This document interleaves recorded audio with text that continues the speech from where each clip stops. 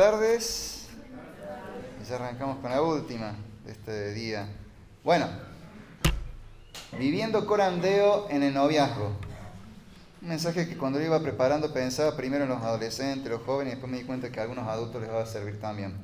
Entonces, y bueno, a los padres para enseñar a su hijo, a los líderes de adolescentes y de jóvenes para enseñarle a los que están discipulando. En fin, le va a servir a todo el mundo por algún propósito. Le voy a contar una historia. Se trata de la historia de un cartero de Wall Street. Era un hombre que, bueno, era cartero, no era un hombre de mucho sueldo, pero al trabajar ahí en Wall Street, ahí donde está la bolsa de valores, veía gente con mucho dinero y bueno, él como que ostentaba esa vida. Un día, o mejor dicho todos los días, cuando volvía a su casa pasaba frente a un restaurante y veía que todos bebían un vino muy fino, muy fino, finísimo vino, de esos bien caros. Y claro, no lo podía pagar, pero fue ahorrando. Por ahí le preguntó a alguno de Wall Street cómo podía hacer para ganar más, empezó a invertir, qué sé yo. La cosa es que logró juntar dinero para comprarse ese vino finísimo, ese vino tan deseado, tan anhelado. Va a ese restaurante a comer y pide ese vino que tanto anhelaba. Pero claro, un vino tan fino que necesitaba un tiempito antes de servirlo. No era listo, lo abrimos y te lo damos, sino que hay que dejarlo respirar un buen tiempo antes de servirlo. Mientras tanto le decían, bueno, usted puede esperar y le vamos sirviendo otros vinos. La cuestión es que el hombre, de tanto probar los otros vinos, se termina emborrachando. Y cuando le traen el vino fino, termina derramando el vino, se cae al piso, se queda dormido el vino ahí desparramándose. Cuando despierta, se entera de lo que pasó y de que desperdició un vino de gran valor y se quería morir. Bueno, a veces con las relaciones pasa algo similar. Con el noviazgo a veces pasa algo similar. Anhelamos una relación hermosa, el amor de nuestra vida, pero nos vamos arruinando, lastimando a medida que pasamos por una y otra relación mala. Y cuando llega una persona de valor, ya estamos tan arruinados, tan lastimados, que terminamos lastimando al otro. Entonces, ¿cómo podemos tener un noviazgo y posteriormente, y eso ustedes lo conectarán con el sermón de esta mañana, con un matrimonio? ¿Sí? ¿Cómo podemos empezar con un noviazgo que sea corandeo y que concluya después en un matrimonio corandeo? Bueno, en esta especie de parábola que conté, usé esta imagen del vino que necesita un tiempo para respirar antes de servirlo. En una relación es importante el tiempo, pero el tiempo de calidad antes de ponerse de novios. Y el pasaje que vamos a leer, quizás hay un detalle con respecto al tiempo, que por un lado es corto, pero por otro lado es de calidad. Vamos a Génesis, capítulo 24. Vamos a leer de los versículos 1 al 21. Vamos a ver la historia de cómo el patriarca Isaac consiguió esposa. Mejor dicho, cómo le consiguieron esposa al patriarca Isaac. Lo que vamos a ver descrito en este capítulo es un shidduch, una palabra hebrea que significa unión. Acá le llamamos matrimonio arreglado. Pero no es la clase de matrimonio arreglado que uno por ahí escucha cuando habla de los musulmanes, por ejemplo. No sé, caen tus padres, te dicen a vos, una jovencita de 15 años, ponete contenta que te conseguí un matrimonio, yo te arreglé un matrimonio con un hombre de 60 años. Y más de un pañuelo verde por acá en Argentina, al enterarse de eso diría, uy, qué horror. Y bueno, sí, es medio horroroso, pero no es esa clase de matrimonio arreglado que aparece en la Biblia, es un poquito, bastante diferente. Ya vamos a ver algunos detalles por qué. Se llama Shidduch, significa unión. Comienza así la historia, Génesis capítulo 24, versículos 1 al 21. Abraham era viejo, entrado en años, y el Señor había bendecido a Abraham en todo. Y Abraham dijo a su siervo, el más viejo de su casa, que era mayordomo de todo lo que poseía: te ruego que pongas tu mano debajo de mi muslo, y te haré jurar por el Señor, Dios de los cielos y Dios de la tierra, que no tomarás mujer para mi hijo de las hijas de los cananeos, entre los cuales yo habito, sino que irás a mi tierra y a mis parientes y tomarás mujer para mi hijo Isaac. Y el siervo le dijo: tal vez la mujer no quiera seguirme a esta tierra. ¿Debo volver y llevar a su hijo a la tierra de donde usted vino? De ningún modo debes llevar allá a mi hijo, le respondió Abraham. El Señor Dios de los cielos, que me tomó de la casa de mi padre y de la tierra de donde nací, y que me habló y me juró diciendo: a tu descendencia daré esta tierra, Él mandará a su ángel delante de ti, y tomarás de allí mujer para mi hijo. Si la mujer no quiere seguirte, quedarás libre de este mi juramento, solo que no lleves allá a mi hijo. El siervo puso la mano debajo del muslo de Abraham, su señor, y le juró sobre este asunto. Entonces el siervo tomó 10 camellos de entre los camellos de su señor y partió con toda clase de bienes de su señor en su mano. Se levantó y fue a Mesopotamia, a la ciudad de Nacor.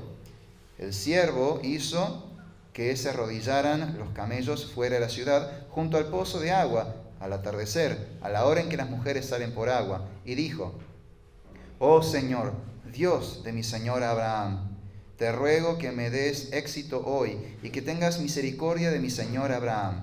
Yo estoy de pie aquí junto a la fuente de agua, y las hijas de los hombres de la ciudad salen para sacar agua. Que sea la joven a quien yo diga: por favor, baje su cántaro para que yo beba, y que responda: beba, y también daré de beber a sus camellos, la que tú has designado para tu siervo Isaac. Por ello sabré que has mostrado misericordia a mi señor. Y sucedió que antes de haber terminado de hablar, Rebeca, hija de Betuel, hija de Milca, mujer de Nacor, hermano de Abraham, salió con el cántaro sobre su hombro. La joven era muy hermosa, virgen, ningún hombre la había conocido. Bajó ella a la fuente, llenó su cántaro y subió. Entonces el siervo corrió a su encuentro y le dijo: le ruego que me dé a beber un poco de agua de su cántaro. Beba, señor mío, le dijo ella. Y enseguida bajó el cántaro a su mano y le dio de beber. Cuando había terminado de darle de beber, dijo: sacaré también para sus camellos, hasta que hayan terminado de beber. Rápidamente vació el cántaro en el abrevadero y corrió otra vez a la fuente para sacar agua, y sacó para todos sus camellos. Entretanto, el hombre la observaba en silencio, para saber si el Señor había dado éxito o no a su viaje. Amén. Bueno,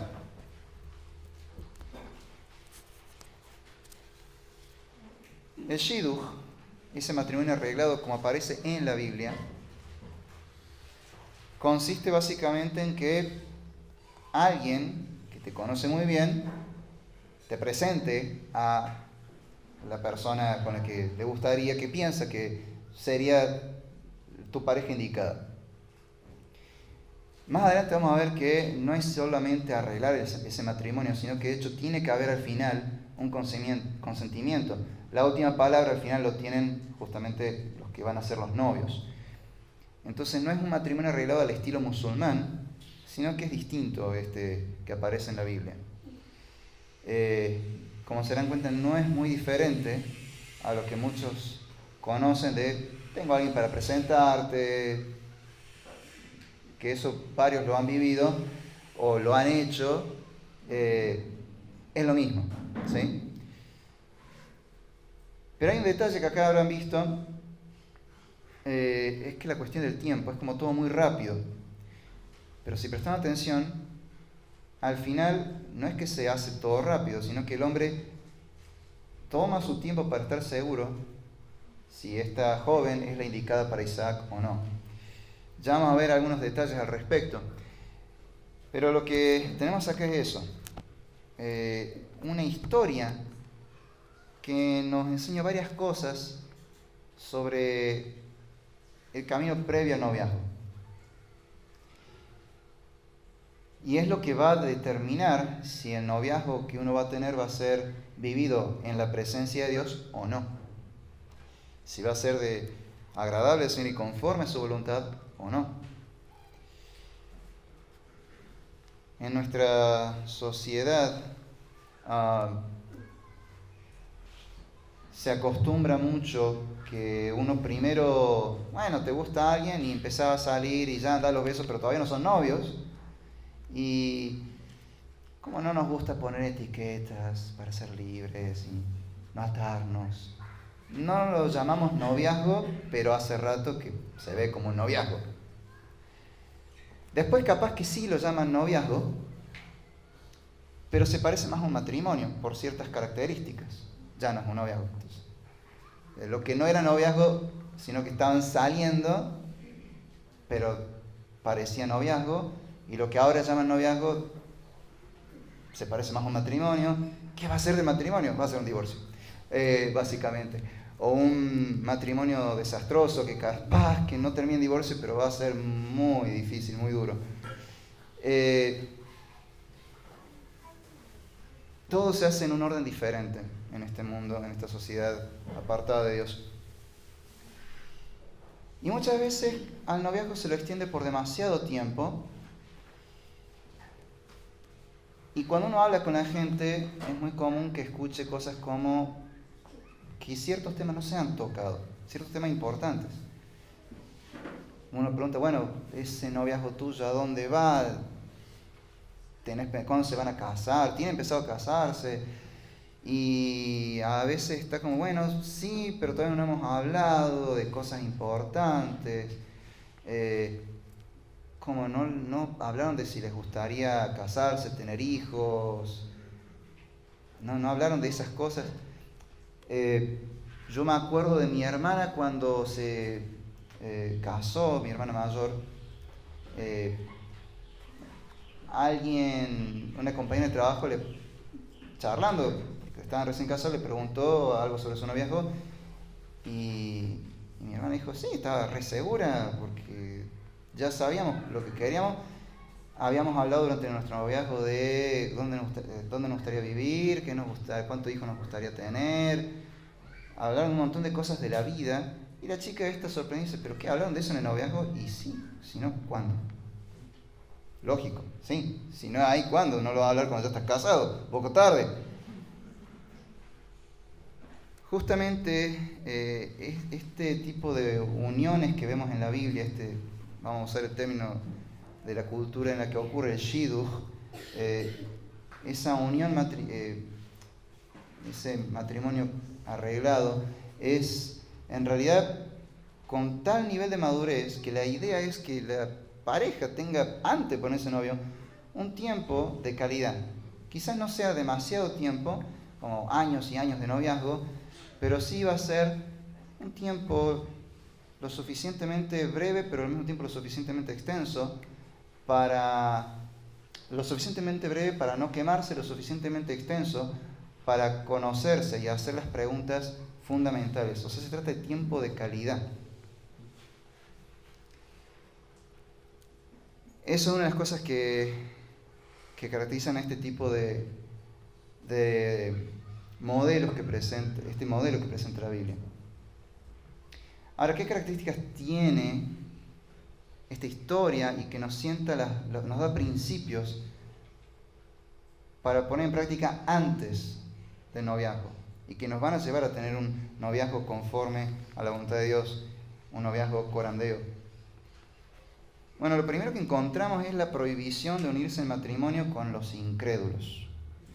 Los primeros versículos, en el versículo 3 de hecho, vemos que Abraham le dice a su siervo, que es el encargado de hacer esta unión: te haré jurar por el Señor, Dios de los cielos y de la tierra, que no tomarás mujer para mi hijo de las hijas de los cananeos entre las cuales yo habito.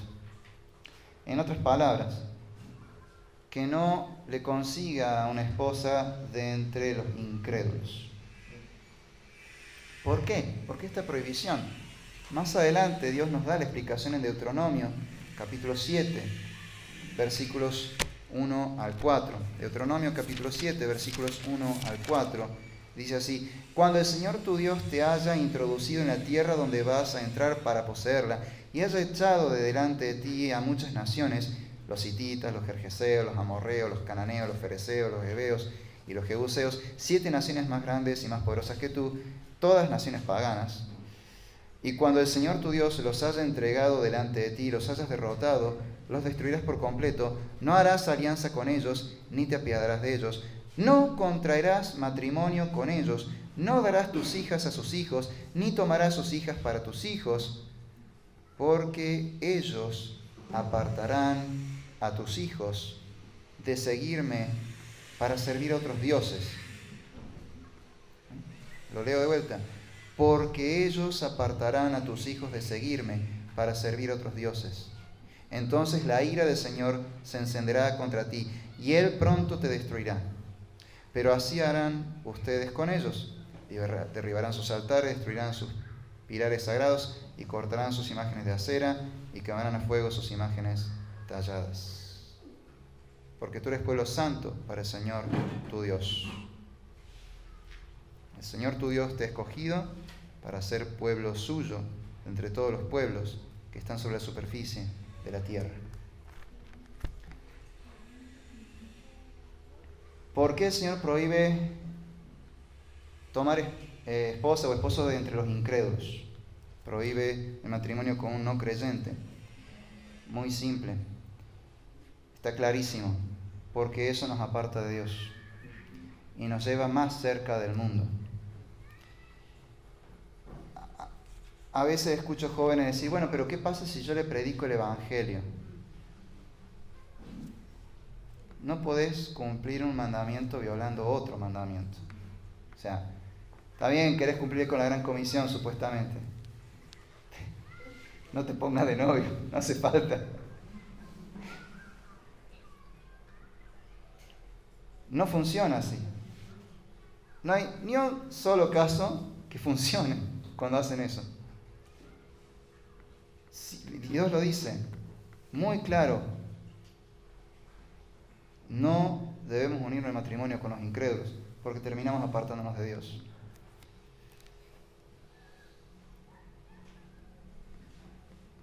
Ahora uno dirá, bueno, pero ¿y si no encuentro la persona indicada? ¿Cómo sé si demora? ¿Se acuerdan esa canción de ay Diosito Santo, bajame del cielo, que van pasando los años y todavía la espero? Es una oración interesante, podrían orar. No está mal para orarla, pero es un corazón desesperado ese. Y hay que tener cuidado, ¿no? No hay que abordar esto con desesperación. Pero, sino más bien con fe en el Señor, con esperanza, con confianza en Él. Este pasaje nos da otro principio, que tiene que ver con la idea de que Dios provee de un buen cónyuge. Por ende, solamente hay que pedirlo al Señor y confiar en que Él va a traer esa persona, la persona indicada. Ya en Génesis 2, y se hizo referencia a eso esta mañana con Salud de Matrimonio, ya en Génesis 2 vemos que Dios mismo dice, no es bueno que el hombre esté solo, le haré ayuda idónea. Y Él le proveyó al hombre su ayuda idónea. Ya tenemos ese ejemplo ahí, Dios provee. Pero acá mismo tenemos en esta historia de Isaac la misma idea. En los versículos 5 al 7, el siervo se pregunta, tal vez la chica no quiera venir. ¿Qué pasa si no encuentro a una persona para Isaac? Y Abraham le dice, Él mandará su ángel delante, Él, o sea Dios, mandará su ángel delante de ti y tomarás de allí mujer para mi hijo. Dios proveerá. Ahora, esto es tan cierto que la Biblia se toma el trabajo de repetirlo con más claridad en 2 lugares más, al menos. Vamos a Proverbios capítulo 18, versículo 22.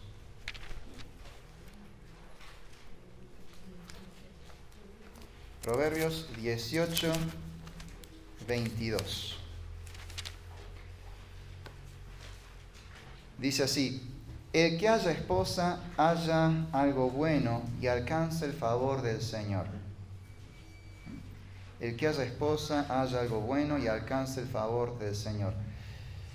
Encontrar a la ayuda idónea, o en el caso de las mujeres, encontrar a un buen esposo, es como encontrar un tesoro.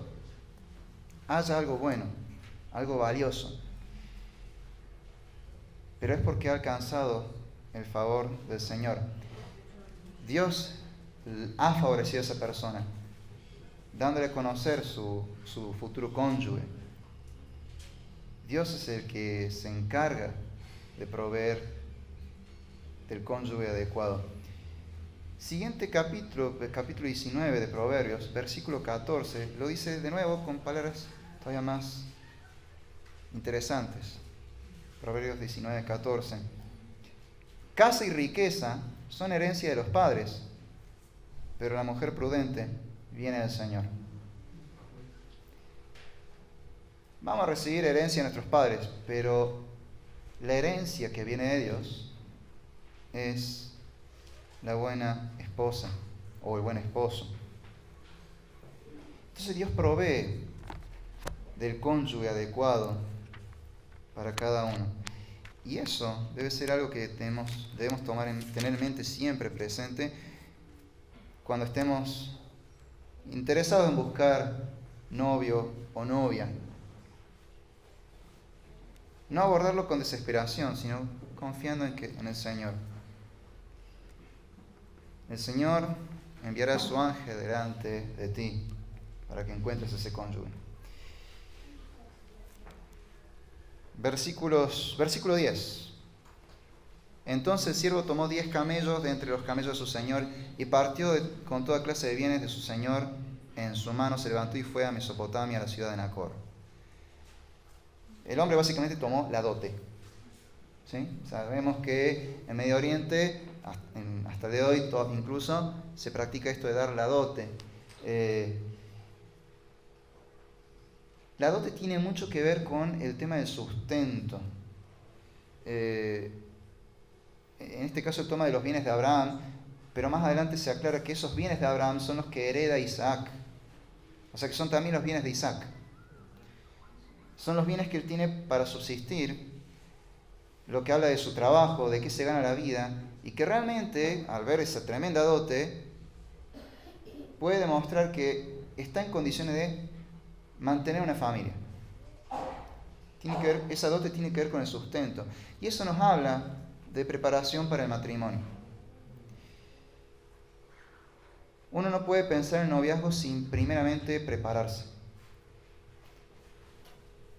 No importa cuánto tiempo vaya a pasar, uno tiene que prepararse para el matrimonio. No hace falta que tengas en vista a alguien que te interesa. Empezá a prepararte para el matrimonio. Porque cuando llegue el momento y te quieras poner novio, vas a saber que no es tanto el tiempo que dispones para empezar ya esa vida matrimonial. Tenés que estar listo. ¿Y qué implica eso? Vamos a leer un poco qué nos enseña la Biblia sobre esta preparación para el matrimonio. ¿En qué tenemos que estar listos? Vamos a Génesis capítulo 2, versículo 24.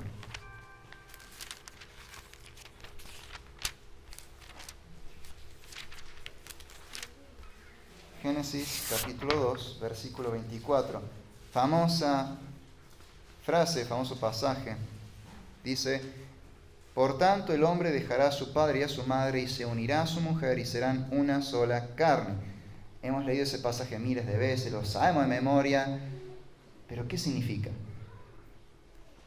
Por tanto, sabiendo que Dios provee, porque nos cuenta la historia de cómo Adán conoció a Eva, que es Dios presentándole a Eva.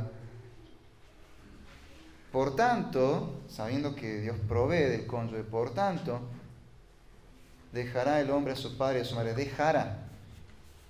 Es un proceso dejar. Habla de un cambio. Antes estabas en una situación, dejaste eso y ahora estás en otra situación. Nos habla de una transición. Un cambio de etapa en la vida. los cambios en la vida son estresantes. Yo me acuerdo que poco antes de casarme me estaba mudando al departamento donde ahora vivimos con mi esposa, y no me acuerdo cómo fue, pero salió el tema y Pablo Bajardo me dice, uno de los motivos de estrés, uno de los 5 motivos de estrés son cambio de trabajo, mudanzas, casamientos, varias cosas. La mayoría de las cosas las estaba viviendo, cambio de trabajos nuevos, mudanza, me estaba por casar, estaba hecho una bola de estrés, me parece. Pero los cambios son estresantes, porque son cambios a una nueva etapa, algo totalmente nuevo, son transiciones. Y uno tiene que estar consciente de que ponerse novio es mucho más que simplemente estoy en una relación bonita, romántica, que me hace sentir bien. Es un escalón que te lleva a una nueva situación en la vida, te lleva al matrimonio. El noviazgo es en realidad una etapa hacia el matrimonio. No es el matrimonio, pero te está llevando hacia allá. Entonces, si te querés poner novio, tenés que saber que es porque te querés casar. Esa tiene que ser la idea. No es que me pongo de novio para sentirme bien, porque es lindo estar enamorado, porque la pasamos bien juntos, sino que es, me pongo de novio para casarme. Y no es que quiera ser autorreferencial, pero creo que es un buen ejemplo esto. El día que me puse de novio con Silvi, lo primero que hice obviamente fue declararle mis sentimientos por ella. Y una cosa que le dije es que yo quería ser su novio, pero con miras al matrimonio. Quería casarme con ella. Uno tiene que tener en claro eso. ¿Por qué te querés poner de novio? ¿Porque te gusta? ¿Porque la pasan bien? ¿Porque se siente bien? ¿Porque te sentís solo o sola? No, tiene que ser porque te querés casar y formar una familia. Porque ese noviazgo va a ser un tiempo de transición. Entonces, este pasaje de Génesis 2:24 nos habla primero de eso. Dejará, o sea, va a haber una transición, un cambio de etapa. ¿Quién dejará? El hombre. No el niño. El hombre. Esto habla de madurez. Uno tiene que estar preparado, listo para el matrimonio. Y si está listo para el matrimonio, está listo para el noviazgo. Tiene que haber madurez. Madurez en muchos sentidos, o primeramente psicológica, pero también madurez en otros sentidos, en lo laboral, en lo emocional. Tiene que haber estabilidad. Me acuerdo un amigo que una vez supo decirle cuando yo era líder de adolescentes, estábamos hablando de este tema, y un amigo le dijo a los adolescentes, no está bueno que te pongas de novia y después le va a tu papá y dice, che papá, dame plata, así salgo con mi novia. O sea, trabajá y paga vos. Tenés que estar maduro en todos los sentidos.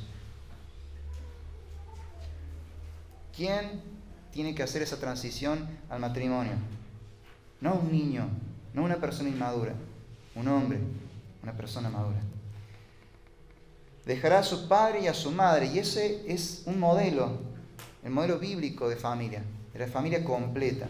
Y quizás no todos pueden tener ese modelo en sus casas, en sus familias, pero sí en la iglesia, sí en las escrituras. Saber que si vas a formar una familia tiene que ser el modelo bíblico. Fíjate cómo es una familia bíblica, una familia corandeo, una familia que honra al Señor. Y ese es el modelo que tenés que replicar.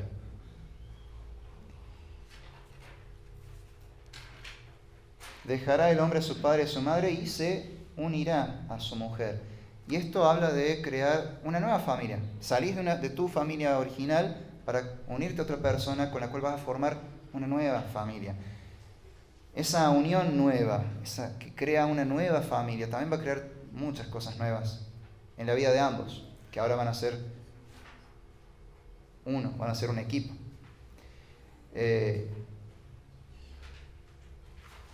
Con mi esposa, cuando todavía éramos novios, hablamos de cosas que tradiciones, costumbres que nos gustaría traer a nuestra nueva familia, pero también hablamos de que había cosas que iban a ser una fusión de lo que ambos traíamos e iba a generar algo totalmente nuevo, distinto a lo anterior, pero que iba a tener algo propio de cada uno.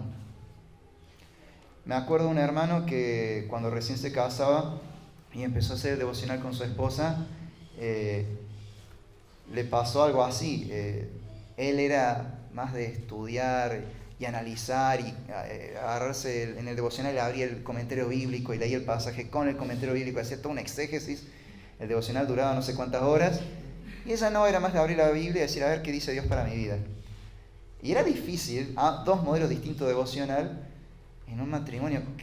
¿Cómo iban a hacer el devocional juntos? Bueno, terminaron creando algo nuevo que no era ni lo de él ni lo de ella, pero era de ellos. Y era una mezcla del carácter de ambos, del estilo de ambos. Cuando uno se une a esa otra persona y forman una familia, tiene que saber que va a crear algo totalmente nuevo. No es solamente una nueva familia, es un mundo nuevo.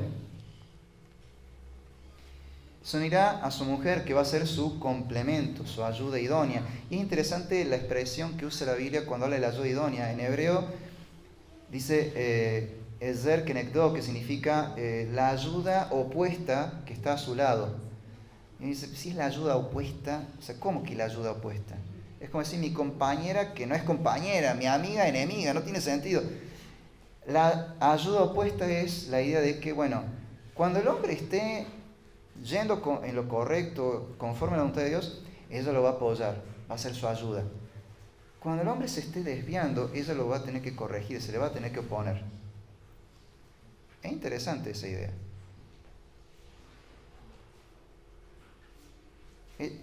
Si la mujer está llamada a ser ayuda idónea, implica que con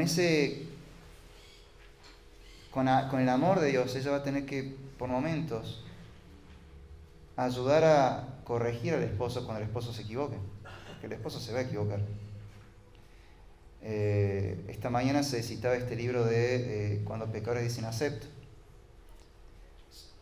Un matrimonio cristiano está formado por dos pecadores redimidos, salvos, que buscan hacer la voluntad de Dios, pero siguen luchando con el pecado y por momentos van a pecar y van a tener que arrepentirse, y uno va a tener que dar perdón y vivir el evangelio al mostrar gracia por ese cónyuge que ha pecado y que se está arrepintiendo. Y a veces son pecados muy pequeños, no estoy hablando de adulterio o cosas por el estilo, a veces son cosas muy simples, pero que traban o molestan al otro. Y uno tiene que pedir perdón y arrepentirse y tratar de cambiar algo.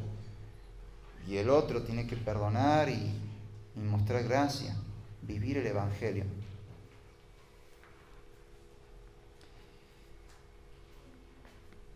Dejará el hombre padre y madre, se unirá a su mujer y serán una sola carne. Este verbo serán nos habla de algo que está en proceso. No es que de la noche a la mañana te casaste y listo, ya son una sola carne, la perfecta, idílica. No, a ver, van a continuar toda la vida aprendiendo. Empiezan una nueva etapa y como toda nueva etapa es un proceso de aprendizaje donde tiene que haber amistad, confianza, transparencia y tienen que crecer juntos y ayudarse mutuamente. Es un proceso. Un proceso durante el cual deben ser una sola carne. Y eso de la sola carne es muy profundo en realidad, y por el tiempo voy a decir muy poco. Tiene que ver con la intimidad que hay entre estas dos personas. Intimidad en muchos sentidos.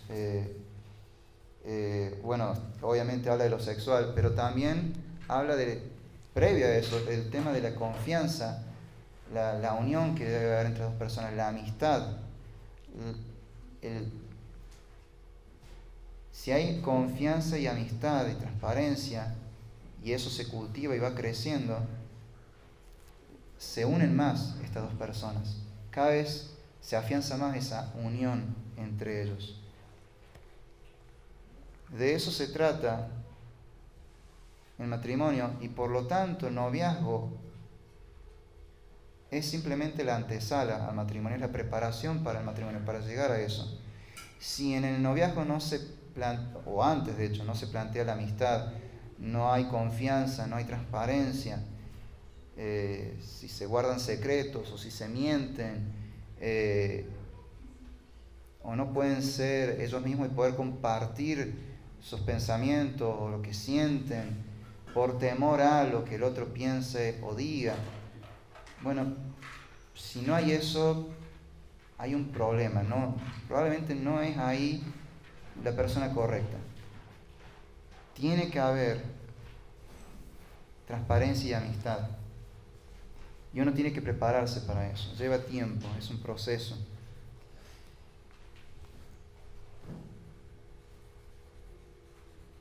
Como vemos, esto implica una preparación. En muchos sentidos.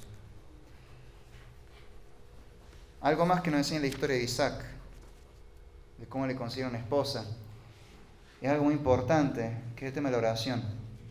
Hay un fuerte vínculo entre la oración y el noviazgo y el matrimonio. ¿Qué hace este siervo para buscar la ayuda idónea para Isaac? Pues se pone a orar. En los versículos 12 al 14 leemos su oración. Él lo que hace es buscar a Dios y pedirle que le muestre a la persona indicada. Es una oración intencional. Él lo que le pide es que le muestre a la persona correcta para Isaac. Y le pide señales. Pero ojo, porque si uno lee con poca atención esto, o lo lee así muy rápido, uno va a pensar, listo, le pidió una señal, entonces yo le voy a pedir una señal al Señor. Señor, que si me sonríe una chica cuando cruce la puerta y es, no sé, pelirroja y tiene un lunar acá, es ella. No es esa clase de señales la que está hablando acá. Si prestan atención, todas las señales que pide este hombre tienen que ver con el carácter. Él dice que esta joven, cuando yo le pida que me dé de beber, no solamente me dé de beber a mí, sino que ofrezca a ella, darle de beber a los camellos. Entonces sabré que es la persona indicada. ¿Por qué eso? Porque esas acciones, en ese contexto histórico y cultural, está hablando de carácter.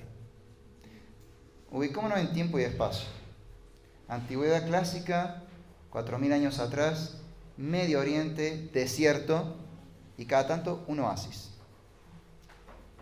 Estás viajando por el desierto kilómetros y kilómetros por varios días con tus camellos, 10 camellos dice que hay acá.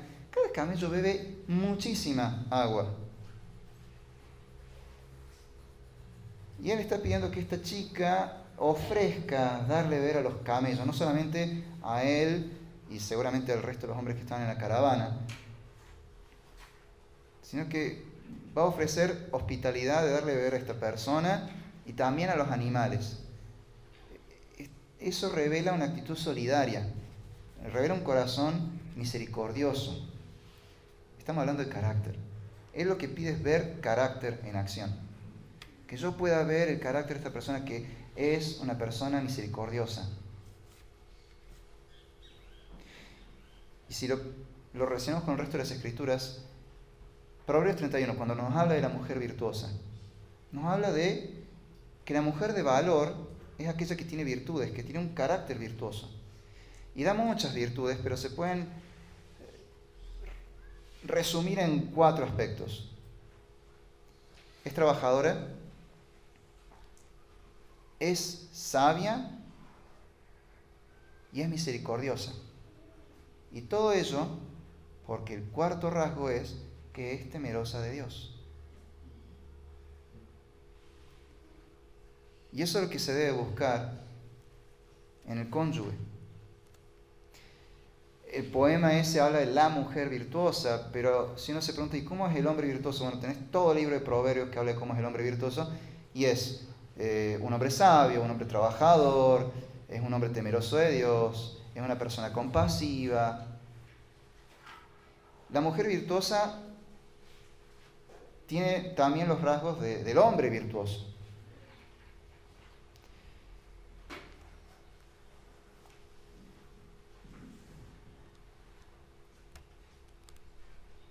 Este hombre va a Dios y pide en oración que le muestre esas virtudes. Y es importante que cuando uno busque a su cónyuge, ore y le pida a Dios con intención: Señor, mostrame la persona indicada, una persona temerosa de Dios, una persona llena de tu palabra, una persona esforzada, una persona compasiva, una persona que refleja tu carácter, tu voluntad. No es simplemente salir y buscar sin buscar la guía de Dios. Y tampoco es orar a Dios, como dice la canción: Dios, estoy desesperado, ay, Diosito Santo, bajame del cielo, que van pasando los años y todavía la espero, estoy desesperado, apúrate. No, es: Señor, mostrame el carácter de esta... quiero encontrar a la persona adecuada, mostrame su carácter, que yo me dé cuenta, que pueda ver su corazón.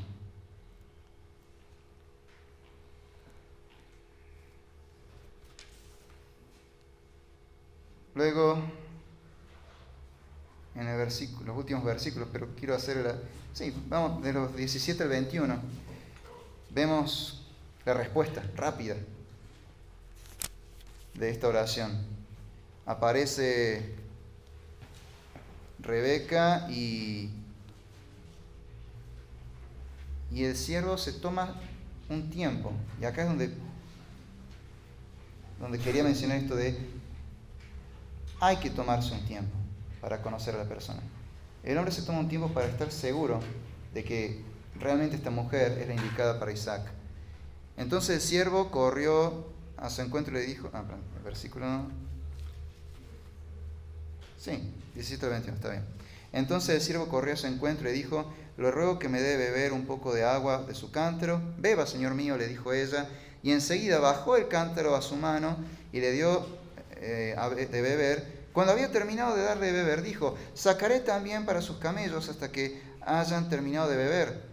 Rápidamente vació el cántaro en el abrevadero y corrió otra vez a la fuente para sacar agua, y sacó para todos sus camellos. Entre tanto, el hombre la observaba en silencio para saber si el Señor había dado éxito o no a su viaje. Se tomó un tiempo y observó cuidadosamente para tener la confirmación. Y eso es algo que también se debe hacer antes de ponerse de novio. Conocer a la persona, observar su carácter. ¿Es o no es la persona indicada?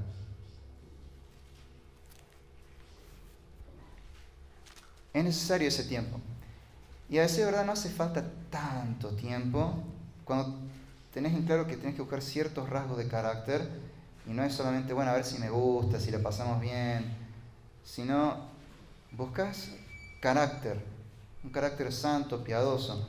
Cuando tenés en claro qué es lo que estás buscando, no te lleva mucho tiempo saber si la persona es o no es la indicada. A mis alumnos les escandalizó bastante saber en qué momento conocí a Silvina, en qué momento empezamos a salir, en qué momento nos pusimos de novio y cuánto tiempo después nos casamos. Ellos, típico alumnos que no quieren que le des clase, entonces te buscan charla por cualquier lado y te tratan de distraer. Yo, muy vivo, les hablaba de mi vida, pero en inglés.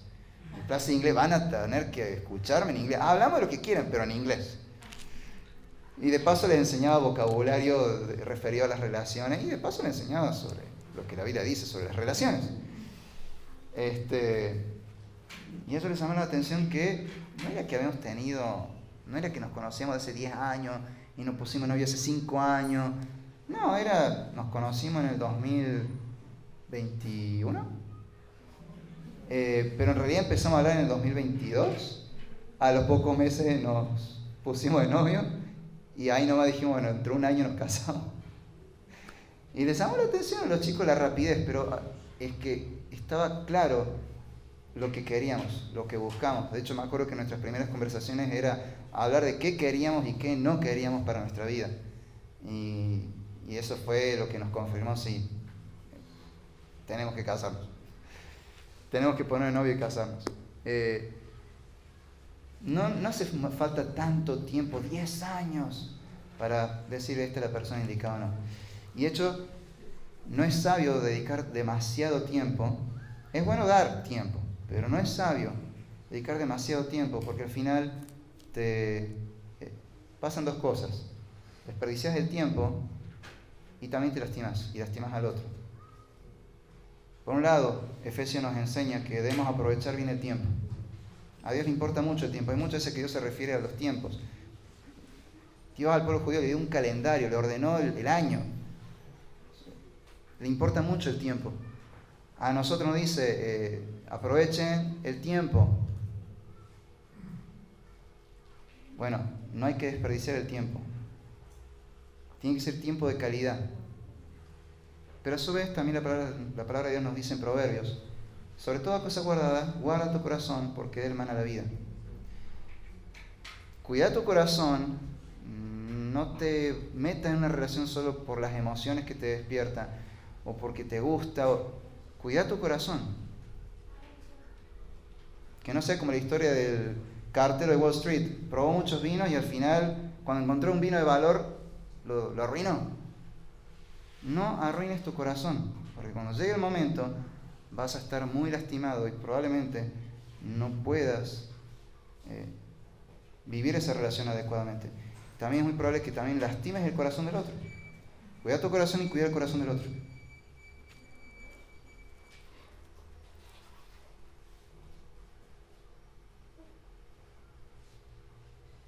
Como vemos en esta historia, después al final, ya para saltar a ver, bueno, qué pasó al final, cómo concluyó esta historia.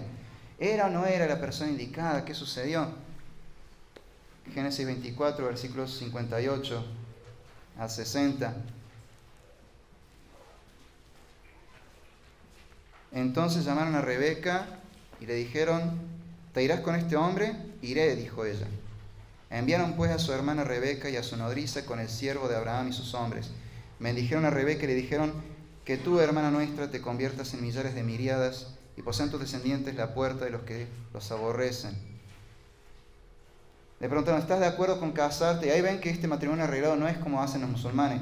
Te conseguí un buen matrimonio con un hombre de 60 años muy rico y vos decís, pero no, tengo 15 años, no me quiero casar con alguien de 60, con un viejo verde que... No, tiene que haber consentimiento. Y ella acepta y ella sale de la casa con la bendición de su familia. Es muy importante también salir de la casa de uno para unirse con su cónyuge, pero salir con la bendición de Dios y con la bendición de la familia. A veces uno se va de la casa porque está escapando de una realidad, que no sea esa la realidad de nadie acá. Leemos un poquito más, versículos 63 a 67. Y por la tarde Isaac salió al campo a meditar, había salido a orar. Alzó los ojos y vio que venían unos camellos. Rebeca alzó los ojos y cuando vio a Isaac, bajó del camello y dijo al siervo, ¿quién es ese hombre que camina por el campo a nuestro encuentro? Es mi señor, le respondió el siervo. Y ella tomó el velo y se cubrió. El siervo contó a Isaac todo lo que había hecho. Entonces Isaac la trajo a la tienda de su madre Sara y tomó a Rebeca, y ella fue su mujer y la amó. Tienen un final feliz, se casan, un hermoso matrimonio, de ahí va a surgir después el pueblo de Israel, el pueblo escogido, etc. Vemos consentimiento de las dos partes, es un matrimonio arreglado, pero los dos consienten. Pero lo importante es ver ese proceso y los principios que nos dejan. Se siguieron los principios de Dios y el resultado fue un matrimonio bendecido por Dios. Se buscó el cónyuge confiando en que Dios proveía del cónyuge. Se oró pidiendo la guía de Dios que mostrara un carácter piadoso y se buscó un carácter piadoso. Las personas estaban ya en una etapa de madurez en la que podían enfrentar el matrimonio. Isaac era heredero de una fortuna, era un hombre trabajador y piadoso. Lo vemos que está orando cuando llega ella. Vemos una persona que está lista para el matrimonio en todo sentido. Y vemos que se tomó el tiempo para observar y confirmar si era la persona indicada. Hubo tiempo de calidad. Si uno quiere tener un noviazgo en la presencia de Dios, en realidad debe pensar en un matrimonio en la presencia de Dios.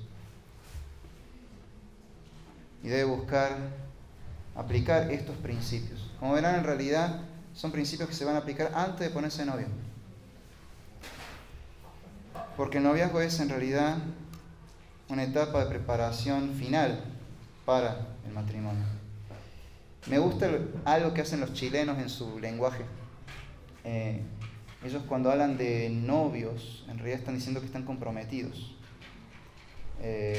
Acá decimos, estamos de novio y ni sabes si te querés casar o no. En Chile dicen, no, estamos de novio, significa nos hemos comprometido. Y de hecho los cristianos somos más de ese estilo. Nos ponemos de novio cuando sabemos que nos queremos casar. No estamos perdiendo tiempo, ni estamos poniendo en riesgo el corazón. Apliquemos esos principios, transmitamos eso a los solteros de nuestra iglesia, que hoy yo pensaba principalmente jóvenes, adolescentes, pero también hay adultos en esa situación de soltería. Confíen en el Señor y busquen, sabiendo que el Señor proveerá, y busquen aplicando esos principios. Oremos. Amado Dios, queremos darte gracias porque en tu palabra nos diste todo lo que necesitamos para cualquier momento en la vida. Y nos has dado principios para las relaciones, para el noviazgo, para el matrimonio.